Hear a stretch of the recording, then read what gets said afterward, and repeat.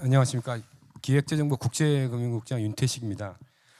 이 자리를 통해서 여러분들 만나뵈서 굉장히 반갑고요. 또 이렇게 또 민간에 계신 분하고 또 시장에 계신 분하고 또 의사소통할 수 있는 기회를 마련해 주신 인포맥스에 대해서 감사의 말씀을 드리겠습니다. 전 주제를 세계 경제 및 국제 금융시장 전망과 대응으로 잡았습니다. 목차는 세계 경제 및 국제 금융시장 동향, 그리고 두 번째는 주요 대외 리스크, 그리고 세 번째는 향후 대응 방향인데 제가 준비한 이 PPT가 좀 전에 센터 원장님이 또 해주신 내용하고 좀 많이 겹치는 부분도 있긴 한데 이걸 갖다 미리 제가 보고한 건 아닌데 상당히 겹치고 또 시사점도 비슷한 부분이 많다는 점을 좀 미리 좀 말씀을 드리겠습니다. 첫 번째로 세계 경제의 동향입니다. 다 아시다시피 글로벌 불확실성이 확산이 되고 있습니다. 그래서 미중 무역 갈등이라든가 브렉시트, 홍콩 시위, 그리고 중동의 지정학적 위험이라든가 남미 등의 신흥국 불안, 이런 부분들이 전례 없이 글로벌 불확실성을 확대시키고 있고 이런 위험 요인들이 완화되고 또 긴장감이 고조되는 것에 따른 리스크 온오프가 반복이 되면서 금융 외환 시장에 상당한 변동성을 확대시키는 요인이 되고 있습니다. 특히 저희가 주목하는 것은 제일 잘 아시다시피 큰 요인이 미중 무역 갈등인데, 미중 무역 갈등은 단순히 미중 간의 분쟁 이슈뿐만 아니라 글로벌 교역 자체에 큰 영향을 미치고 있습니다. 그래서 글로벌 밸류 체인을 훼손하는 그런 부정적 영향을 미치고 있는데, 금년도에 교역 증가율이 잘 아시다시피 WTO라든가 IMF에서 1% 내외로 전망을 하고 있는데, 이런 미중 무역 갈등은 그런 세계 교역을 더욱더 이제 위축시키는 그런 효과를 가져올 것으로 생각이 되고 있습니다.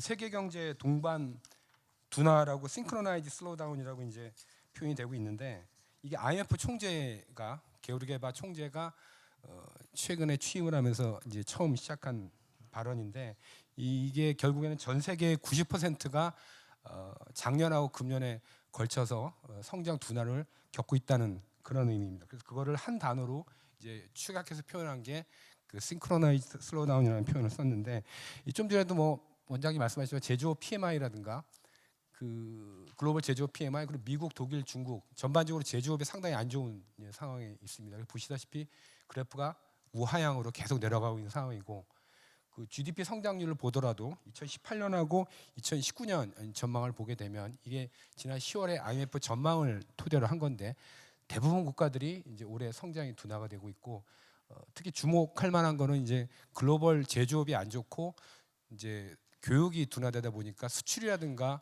교육을 중심으로 하는 국가들의 성장률이 상당히 안 좋습니다. 그래서 대표적인 게 독일 보시면 작년에 1.5, 올해는 0.5%, 그리고 아세안 국가 중에는 홍콩과 싱가포르이 상당히 안 좋고요.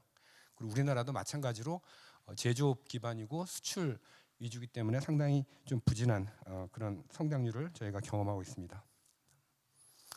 세계 경제 동향 관련해서 이제 각국이 대응하는 데 있어서는 통화 완화 정책하고 확장적 재정 정책을 지금 많이 얘기를 하고 있고 활용을 하고 있는데, 미국이나 유로 같은 경우에는 예전에 중단이 됐던 QE까지 꺼낼 정도로 완화적인 통화 정책을 사용하고 있습니다. 그래서 주요국 금리 추이를 보시게 되면 미국이나 유로, 호주, 한국 같은 경우 모두 다소간의 금리 인상을 추진하다가 다시 금리를 낮추고 있는 상황이고, 특히 미국이나 유로 같은 경우에는 기존에 중단했던 QE를 다시 꺼내 들었다는 것 자체가 상당히 최근 상황이 심각하다는 것을 이제 말해주는 지표라고 볼 수 있겠습니다.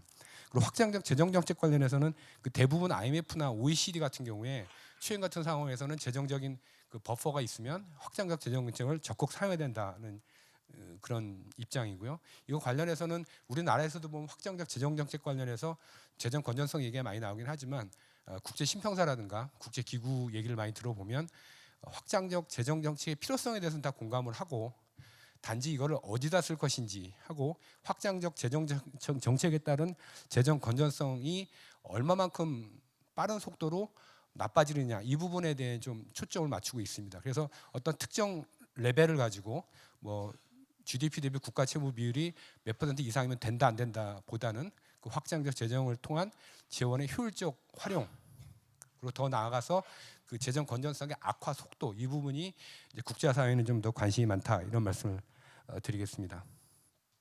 그래서 파이낸셜 타임즈에도 한국이 확정적 재정 정책이 있어서 굉장히 벤치마크할 수 있는 그런 케이스다고 기사가 난 게 있고요. 그 주식시장 관련해서는 뭐 전반적으로 선진국, 신흥국 주가 모두 상승 흐름을 지속하고 있습니다.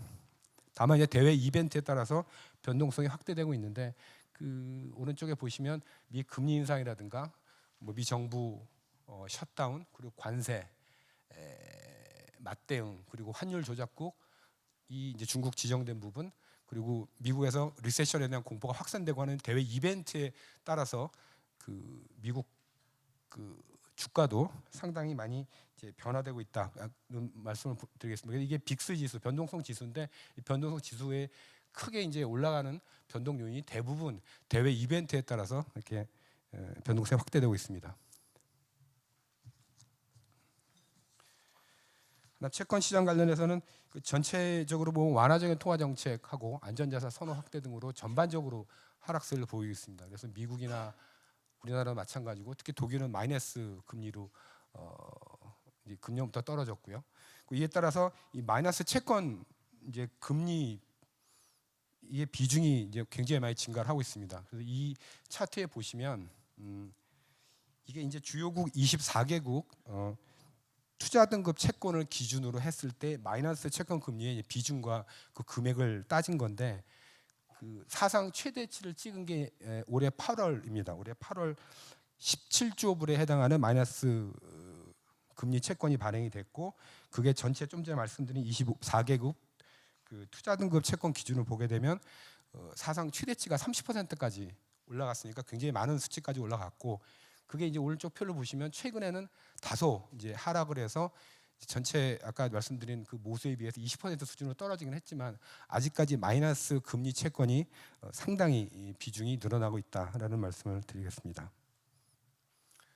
외환시장 관련해서 말씀을 드리게 되면 뭐 달러화는 강세를 보이고 있고 위안화는 이제 뭐 포치라고 해서 7위안을 넘어서 이제 그 약세를 보이고 있는데 미국 같은 경우에는 이제 그 미국과 독일을 대표로 한 주요국 간의 금리 차는 축소가 되고 있습니다. 근데 금리 차가 축소가 되고 있는데도 불구하고 달러가 강세를 보이고 있는데 이거는 주로 하여튼 미국 경기가 상대적으로 다른 나라 글로벌 경제에 비해서는 좋기 때문에 상대적으로 달러화 지수로 표현되는 달러화는 강세를 보이는 걸로 나타나고 있고요. 그래서 작년 말 대비 달러 지수는 2% 정도 이제 강세를 보이고 있는데 그리고 가장 주요한 이유는 금리 차에도 불구하고 미 경제가 상대적으로 괜찮기 때문에 그 배경으로 볼 수 있게 되고 금리 차가 이제 줄어드는 부분은 어떻게 보면 미국 국채에 대한 수요가 상당히 커지기 때문에 미국 국채 가격이 올라가고 금리가 떨어지는 현상도 같이 저는 결합이 돼 있다고 봅니다. 왜냐하면 지금 주요국 국채 투자 대상 중에서 뭐 독일이나 일본은 다 마이너스이기 때문에 지금 미국 국채에 대한 수요가 많이 몰리고 있기 때문에 그거에 따라서 미국 국채 금리가 상당히 떨어지게 되고 있는 그런 상황이고 그 원화를 보시게 되면은 작년 말 대비 지금 현재 한 5% 정도 약세를 보이고 있는데 이제 미중 무역 갈등으로 대표되는 대외 이벤트하고 그 국내 경기 부진 등 어떤 국내적인 요인이 이제 결합을 해서 약세를 지금 보이고 있는 상황입니다.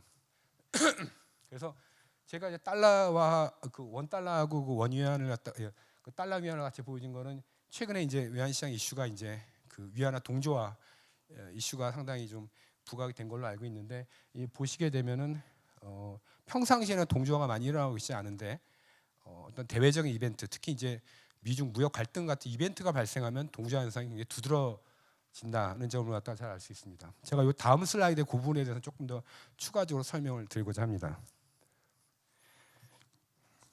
워낙 그 우리 환율 올해 한번 쭉 제가 리뷰를 해봤습니다. 차트를 그려봤는데 연저점은 1,112원이었고 연고점은 1,222원이었는데 100원 정도 이제 플럭추에이션이 있었다고 보면 될 것 같은데 주요 변동성이 발생하는 포인트들이 대부분 다 대외 이벤트가 발생했던 시점입니다. 보시게 되면 뭐 4월달에 우리 1사분기 GDP가 마이너스 기록했던 부분 그리고 그 대부분 미중 무역 분쟁에 있어서 갈등과 그 완화가 반복되는 그 과정에서 우리 원 달러가 많이 이제 변동성이 커졌다는 부분 말씀드리고 특히 이제 중국 환율 조작국 지정됐던 8월 홍콩 불안하고 겹쳐서 연고점을 찍었습니다.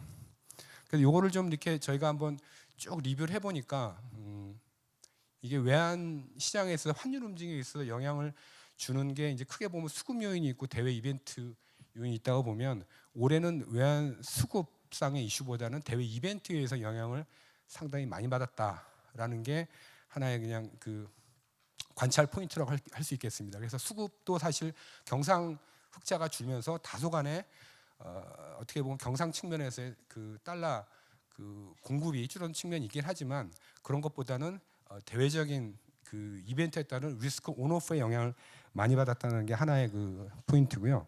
그 두 번째로는 그 원위안 그 동조화 이슈인데 이 부분은 어떻게 보면은 한국과 중국 간의 어떤 금융이라든가 경제에 있어서의 어떤 밀접한 관계를 통해서 보면 시장에서의 어떤 동조화에 대한 움직임은 일정 부분 또 불가피한 측면도 있다고 보입니다. 그래서 그 동조화들이 그 한중 그 미중 무역 갈등 이슈가 있을 때 특히 이제 심화된 상황인데 그 저희 당국자 입장에서 보면 어느 정도 동조화에 대한 부분은 일정 시장에서 움직이는 부분에 대해서는 이해도 가긴 하지만 기본적으로 또 한국하고 중국의 또 경제 여건이라든가 금융시장 여건이 다른 부분이 있기 때문에 그런 부분에 대한 그 차이점에 대해서도 시장에서 좀 평가를 해줘야 되지 않나 하는 생각이 듭니다. 그리고 세 번째 제가 좀 말씀드리고 싶은 거는 그 올해 외환시장의 또 하나의 그 특징이 이제 해외 증권 투자가 굉장히 많이 늘었습니다. 해외 증권 투자가 늘어나는 부분이 국내 외환시장에도 영향을 미치고 또 환해지를 하는 과정에서 수합시장에도 영향을 미치고 또 그 과정에서 외채에도 영향을 미치고 그래서 이게 국내 거시적으로 그리고 외환시장 측면에서 상당히 그 임플리케이션이 좀 크다고 볼 수 있고 그게 한편에서는 환해지 여부가 금융기관 그 개별 금융기관 차원에서는 또 수익성에 큰 영향을 미치기 때문에 그 개별 금융기관뿐만 아니라 그 국내 거시경제 차원에서도 상당히 그 의미가 있고 되게 중요한 그 포인트라 생각을 하는데 그 최근에 이제 환해지 하는 행태를 보게 되면 국민연금 같은 경우에는 거의 100%다 그 해외 채권 투자할 때 오픈을 다 하고 이제 반면에 이제 민간 보험사 같은 경우에는 거의 100% 채권 투자하는 경우에 이제 환해지를 하는 걸로 이해하고 있는데 이런 부분들이 앞으로 우리가 해외 증권 투자가 좀 더 이제 늘어나고 앞으로 해외로 많이 나가야 된다는 그런 방향성에서 볼 때는 이런 환해지 행태에 대해서 어떤 방향으로 가는 게 개별 금융기관이라든가 국내 거시 차원에서 바람직한지 좀 고민이 필요한 부분이라고 생각을 합니다. 그리고 외환시장 관련해서 한 가지만 좀 마지막으로 말씀드리면 그 원화가 EM 통화인지 아닌지 이 부분에 대한 좀 이슈가 있는 걸로 알고 있는데 그게 어떻게 보면 대외 변동성이 커질 때마다 개도국 통화의 특성을 보이는 약간 EM 통화 특성을 보이는 부분에 대해서 이걸 어떻게 봐야 되는지 저희도 사실 그 부분이 좀 고민스러운 부분이긴 한데 그 저희가 볼 때는 올해 이제 나타나는 외환시장의 어떤 흐름을 볼 때는 그게 국내 경제적인 요건이라기보다는 그 우리 원화가 그 해외 투자자들 또 리얼 머니들이 EM에 투자를 할 때 그러니까 아세안 국가라든가 중남미라든가 개도국 투자를 할 때 거기에 대한 환 해지에 대한 프락시로 많이 사용되는 걸 저희가 그 이해를 하고 있습니다. 특히 NDF라든가 이렇게 유동성이 풍부한 이 원화 NDF 시장을 통해서 그 해외 투자가가 뭐 국내 투자를 한 경우도 있겠지만은 다른 EM에 투자를 할 때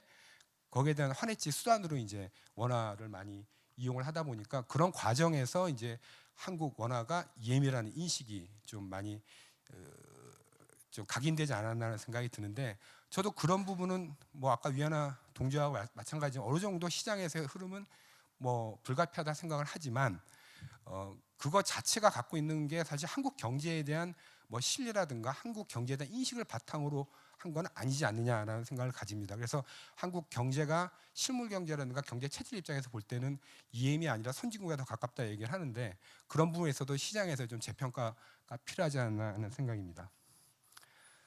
그래서 글로벌 자금 흐름을 보시게 되면 뭐 대체로 주식에서 채권으로 이동하는 리버스 로테이션이 발생을 하고 있고 그리고 뭐 금년 중에 국내 증권 투자도 채권 중심으로 많이 유입이 됐는데 이게 아까 주식 시장도 호황이고 채권 시장도 이렇게 돈이 많이 들어 있다는 거는 해석을 하게 되면 주식 시장이 좋긴 하지만은 스틸 글로벌 경기 둔화에 대한 불확실성이 기저에 깔려 있다라는 말씀을 드리게 되겠습니다. 왜냐하면 채권 쪽이 계속 좋다는 결국 중장기적으로 세계 경제 전망이라든가 경기 둔화에 대한 우려가 기저에 깔려 있다고 보이고요.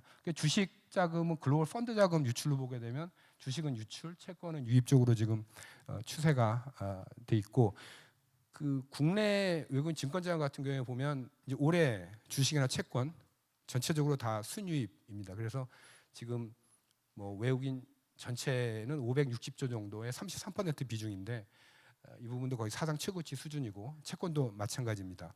단지 이제 이 부분에 있어서 10월 이후에는 주식이나 채권 모두 좀 채권 순유출 흐름이 있는 부분이 있기 때문에 특히 주식 쪽에서 약간 순유출 흐름이 좀 강한데 이 부분은 좀 저희가 신경을 써서 들여다봐야 될 포인트라 생각을 합니다. 그 주요 대외 리스크 부분을 제가 좀 말씀드리겠습니다. 대부분 뭐 원장님께 말씀하신 바와 많이 겹치는 부분이 있어서 그 좀 중복되는 건 스킵을 하겠습니다. 그래서 그 프리캐리어스 리커버리라고 표현했는데 저게 이제 IMF 위호 월드 이코노미 아웃룩에 나온 표현입니다. 프리캐리어스. 그러니까 IMF도 기본적으로는 이 글로벌 성장세가 내년에 굉장히 아주 그쪽 표현으로는 솔리드하지 않다라는 걸 저렇게 표현을 한 겁니다. 그래서 그 내년도에 세계 경제가 성장을 하겠지만은 그게 대부분 70% 이상 그 기여가 그 개도국 성장에서 온다라고 표현을 하고 있고, 그 대부분 베이스 이펙트를 얘기를 많이 합니다. 그러니까 올해 많이 떨어졌기 때문에 그거에 대한 반등으로 올라간다. 그래서 아까 원장님 말씀하시다시피 실무 경제에 대한 그 아웃룩은 그 IMF가 물론 내년에 반등한다고 봤지만 그거에 대한 기반이 그렇게 솔리드하지 않다라는 부분이고, 그 근저에는 경제 리스크들, 하방 리스크가 상당히 많이 산재해 있기 때문입니다. 그래서 무역 분쟁이라든가 미국 경제 둔화, 금융 취약성, 그리고 뭐 미국 대선, 브렉시트, 신흥국 불안 등 이런 부분에 많은 리스크들이 좀 상존해 있다는 부분을 깔고 얘기를 하고 있습니다. 그래서 하방 리스크 미중 무역 갈등인데 결국 미국과 중국의 이제 갈등과 휴전이 이제 계속 반복될 리스크가 상당히 큰 상황입니다. 그래서 올해도 보면 5월 달부터 아까 외환 시장이나 금융 시장 보게 되면 이 갈등과 휴전을 반복하면서 시장이 많이 흔들렸는데 이게 내년에도 지속될 가능성이 크다라는 말씀을 드리고, 비록 10월 달에는 1단계 무역 합의가 있었지만은 그 부분도 사실 어떻게 보면 그 갈등과 휴전을 반복하는 그런 상황입니다. 그래서 내년에도 그 2, 3단계 협상이 예정돼 있지만 녹록지 않다는 게 이제 시장의 의견이고, 또 IMF 총재가 트레이드 트루스 투 트레이드 피스라는 표현을 썼는데 그 결국 뭐냐면은 이런 트레이드의 그 이슈에 있어서 그 단기적인 휴전이 아니라 종국적인 평화를 원한다는 얘기를 했습니다. 이게 거꾸로 얘기하면 뭐냐면 그만큼 지금 현재 되고 있는 합의들이 트루스로 끝날 가능성이 크기 때문에 IMF 총재도 그 부분에 대해서 상당히 경계하는 그런 발언을 한 겁니다.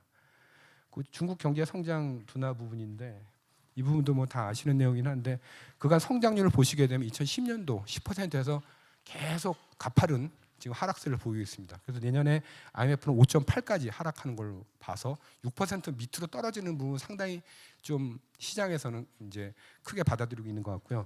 그 가장 큰 리스크 세 개를 뽑으면 첫 번째가 기업 누체, 부채 누중, 그리고 그림자 금융 확대, 그리고 세 번째 부동산 시장 둔화 우려 등을 꼽을 수 있겠습니다. 그래서 기업 부채가 이제 올해 1, 4분기에 150% 정도 수준으로 이제 올라가 있고, 그리고 그림자 금융도 많이 확대가 돼 있고, 그리고 세 번째 부동산 시장 둔화 우려도 상당히 큽니다. 그래서 최근에 중국 부동산 같은 경우에 거래량도 많이 줄고 가격 상승률도 많이 위축되고 있는데 이런 잠재적인 리스크들이 지금 현재는 어느 정도 이제 중국 정부가 이제 관리를 하려고 노력을 많이 하지만 이런 것들이 하나의 뇌관으로 작용하고 있다는 말씀이고요. 그 금융 취약성 누적인데 이 부분도 결국 저금리라든가 통화적 완화, QE 이런 것들이 이제 지속되면서 투자자들의 위험 추구 행위가 확대되고 이에 따라 금융 취약성이 누적된다는 부분입니다. 그래서 장기 금리가 그 왼쪽 상단에 보시면 2010년 뭐 이전부터 상당히 지금 지속되고 있고요. 그리고 그다음 선진국 중심으로 금융 여건도 지속적으로 완화되고 있습니다. 그래서 아까 우리 금융 시장의 어떤 금융 여건도 기본적으로 완화되고 있고 호황이라고 표현을 하셨는데 우리나라뿐만 아니라 지금 미국이라든가 유럽이라든가 일본 전반적인 선진국의 금융 여건들이 이제 상당히 완화적이라고 말씀을 드리고, 그 오른쪽의 표는 이건 IMF에서 저희가 코트한 건데 이게 선진국 주식 채권 시장이 이제 펀더멘털 대비 고평가되어 있다는 부분입니다. 어떻게 보면은 그 실물 경제의 어떤 둔화의 요인이 금융시장에 풀리 반영이 안 됐다 있는 거 어떻게 안 되고 있다는 거에 대한 반증이기도 한데 이게 보시게 되면 글로벌 주식시장에서 오버밸류에이션이 올라가면 올라갈수록 오버밸류에이션이 되어 있는데 미국 주식에 상당히 오버밸류에이션 된 걸로 평가를 하고 있습니다. 그 다음에 이제 일본도 마찬가지고요. 주식시장에 있어서 그 3대 지표가 호황이라고 얘기를 하지만 IMF는 평가를 할 때 기본적으로 굉장히 오버밸류에이션 돼 있다 이렇게 평가를 하고 있는 거고 채권도 마찬가지입니다. 채권도 보시면 미국의 이제 인베스트먼트 그레이드하고 그 투기 등급 모두 그 밑으로 내려가면 내려갈수록 이제 오버밸류에이션 된 건데 상당히 오버밸류에이션이 크다는 걸 볼 수 있고 그 유럽도 마찬가지입니다. 그리고 EM 같은 경우에도 보면 하이힐드 그 채권 같은 경우에도 오버밸류에이션 규모가 굉장히 크다는 걸 알 수 있고요. 그래서 금융 취약성 관련해서는 이제 결국 고위험 자산의 하이힐드 자산에 대한 투자가 지속적으로 지금 확대가 되고 있고 그리고 기업 중심으로 부채도 빠른 속도로 증가를 하고 있습니다. 보시게 되면 다 표에 보시게 되면 그래프가 우상향하는 걸로 이제 나와 있고 그리고 IMF도 걱정하는 게 신흥국의 외채가 증가하는 부분입니다. 그래서 이제 신흥국 수출 대비 외채 비율을 이제 IMF가 계산을 했는데 미디언값, 중간값은 한 150%지만은 그 굉장히 높은 외채를 갖고 있는 신흥국 같은 경우에 350%까지도 지금 가 있고 이에 따라서 주요 글로벌 은행들 같은 경우에는 경영 실적 악화 리스크가 상당히 큽니다. 그래서 이제 저금리 하다 보면 예대마진이 줄고 거기에 따른 이자 이익이 많이 줄어들기 때문에 결국 은행들 같은 경우에 이 저금리 기조화에서 경영상에서 상당히 어려움 많이 겪을 거다 이렇게 좀 보고 있고요. 그리고 또한 하방 리스크 하나는 미국 통화 정책 불확실성인데 지난달 10월 FOMC 때 파월 의장이 당분간 금리 동결 시사를 했습니다. 그래서 상당히 이게 내년에 어떻게 될 것인지가 관건인데 계속 동결하게 되면 그것도 사실 또 리스크 요인이고 합니다. 근데 단지 이제 시장이나 IB들 평가를 보게 되면 내년에는 평균적으로 1회 정도는 일하지 않겠냐. 물론 뭐 하우스마다 좀 뷰가 차이가 있습니다. 되게 아주 뭐 100bp까지나 하는 데도 있긴 하지만 평균적으로는 1회 정도 인하할 걸로 보고 있고 또 선물 시장에 반영된 그런 2020년도 그 금리나 확률도 그런 그 기대를 반영을 하고 있습니다. 그 미 대선 부분인데 이것도 아까 원장님께 말씀하시긴 했는데 그 미 대선 민주당 후보 세 명이 있는데 결국 이제 7월달 전당대고 하는데 대선 후보가 누가 되느냐. 특히 이제 좀 약간 급진적인 성향의 이제 워렌 후보 같은 경우에 시장에서의 좀 그 우려가 큰 상황이고 꼭 워렌 아니더라도 그 이외에 바이든이라든가 샌더스도 사실 좀 진보 성향이고 급진적인 성향이 있기 때문에 시장에서는 조금 우려를 하고 있는 상황이고 그리고 트럼프 재선 여부도 시장에서는 또 리스크 요인으로 보고 있는 것 같습니다.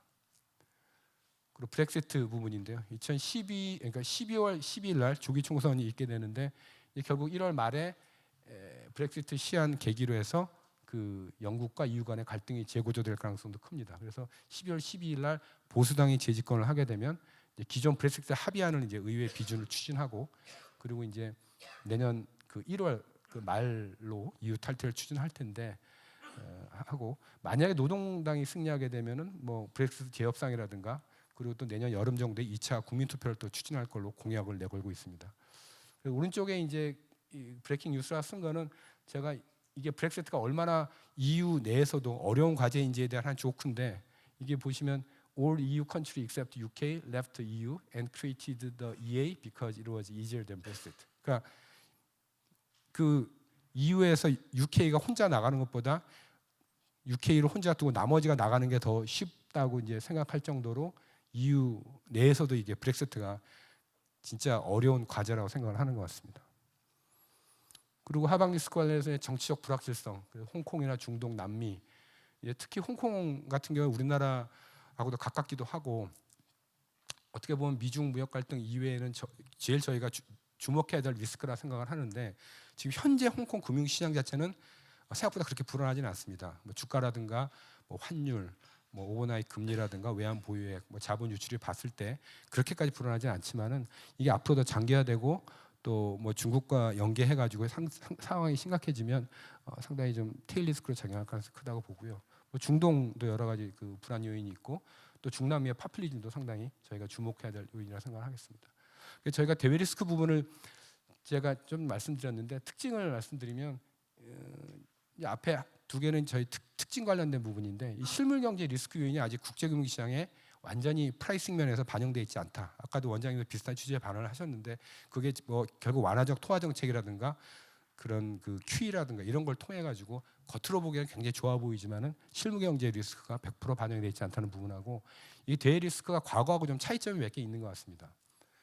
첫 번째는 과거에는 경제적인 어떤 리스크 요인이었다고 보면 이거는 최근에는 정치적인 리스크, 소위 얘기하면 맨메이드 리스크이기 때문에 또 완전 봉합이 어려울 수 있다는 측면이 있고, 두 번째로는 예전에 이제 서브프라임이라든가 남유럽 재정 위기 같은 경우에는 그게 하나의 진원지가 한 군데였는데 지금은 좀 전에 보셨다시피 전 세계에 다 걸쳐 있습니다.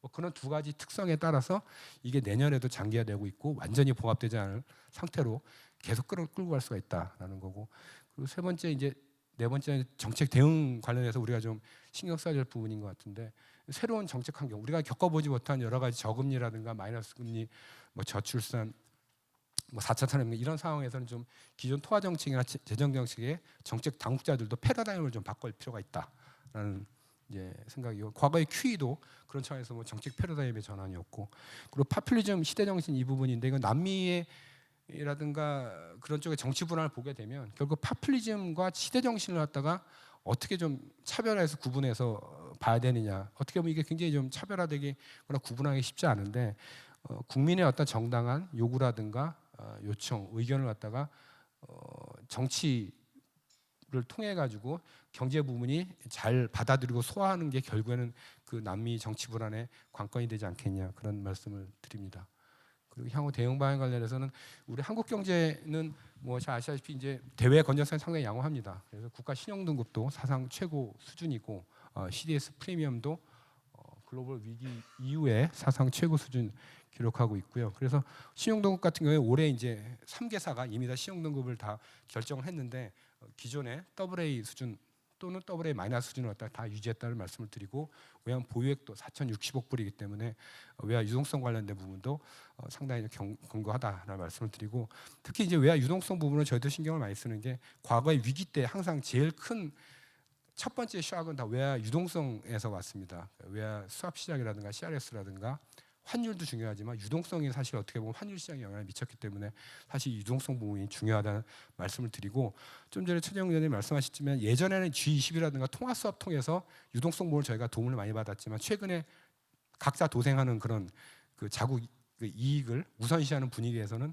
그런 도움을 받기가 쉽지가 않는 분위기입니다. 그렇기 때문에 우리 스스로 유동성을 갖다 많이 좀 보유할 필요가 있다 생각이 들고, 그래서 정책적으로는 이제 대외 리스크 이런 거 관리를 잘해서 이제 시장 안정 노력하겠다는 부분하고, 그래서 센터도 그렇고 하여튼 저희가 모니터링을 열심히 해가지고 뭐 대외 시인도 관리도 하고 그 외채 부분도 잘 관리하겠다는 부분이고, 그 외환시장 급변동 시 적기 대응이라고 제가 썼는데 그 외환시장 그 제가 뭐 전망을 할 수 없는데 정책 방향 관련해서 좀 말씀을 드리게 되면 그 저희가 시장을 볼 때 그 하여튼 기본 원칙이 있습니다. 하나는 이제 방향을 보지 않는 거, 위든 아래든. 그래서 혹자는 올라가는 걸 원하지 않느냐, 내려가는 걸 원하지 않느냐 이렇게 말씀을 하시는데 저희는 방향을 보지는 않습니다. 두 번째 보지 않는 게 뭐냐, 특정 레벨을 또 타겟팅하지 않습니다.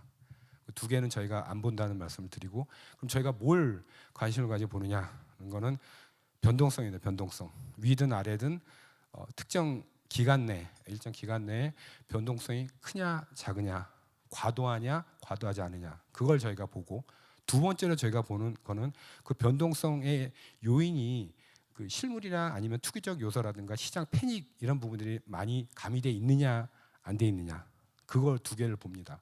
그래서 하여튼 제가 좀 조합해서 말씀을 드리면 저희는 방향을 보지 않는다, 그리고 특정 레벨을 보지 않는다는 거고, 두 개.